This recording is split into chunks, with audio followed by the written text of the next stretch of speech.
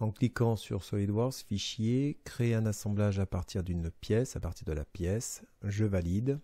Là, ça me crée un assemblage que je vais enregistrer. Donc j'enregistre sous et je lui donne un nom d'assemblage. Là, dans ce cas-là, je remplace l'ancien fichier. Ensuite, nous allons usiner, préparer les fichiers. Je choisis donc la machine, la matière, le PVC expansé. OK. Ensuite, il va falloir que je lui donne les coordonnées, lui dire où est X, Y et Z. Pour ça, je clique sur X et ce sera l'arête du bas. Voilà. Et là, c'est bien configuré. Là, le Y est bon. Évidemment, là, le Z est passé à l'envers. Donc, je le rectifie. C'est tout bon. Je fais OK. Il faut que ce soit comme ça. Là, je clique sur cette partie-là pour confondre. Je fais un décalage 0. Je choisis la taille du brut. Alors, le brut, c'est mon morceau de plastique que je vais mettre sur la machine. Et je mets 5 mm de chaque côté en X et Y, de part et d'autre. Je laisse les 3 mm, évidemment, je les touche surtout pas. Voilà. Et là, on voit très bien la pièce et le morceau de plastique brut qui va être usiné. Ensuite, je vais prendre une face à usiner, celle qu'il y a ici par exemple.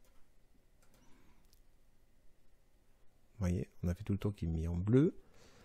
Ensuite, je choisis contourner profil, j'insère. Là, je vérifie bien que c'est une fraise de 3 mm. Voilà pour la première. Ensuite, la deuxième rainure à faire, donc je grandis, je zoome et je sélectionne la face. Pareil, usinage, tout le tour. Vous voyez, la deuxième s'est allumée. Là, je fais exactement pareil. Contourner, insérer profil, 3 mm en diamètre. Voilà.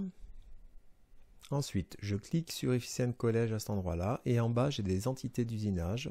Bouton droit de la souris. Et je peux simuler l'entité d'usinage. C'est-à-dire vérifier ce que va faire la machine en faisant play. Et je vois ma fraise faire le tour. Donc, elle fait bien le tour de ce que je veux.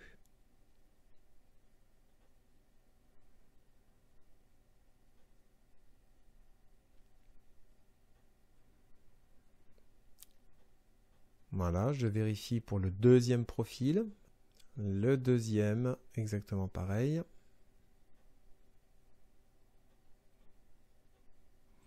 Donc mon fichier de simulation a l'air d'être correct. Et ensuite, il suffit que j'encode avec le bouton qui est ici. Et là, dans notre cas, vous allez choisir, fichier ISO que vous allez mettre sur Atelier pour pouvoir le récupérer sur la machine. Et c'est terminé.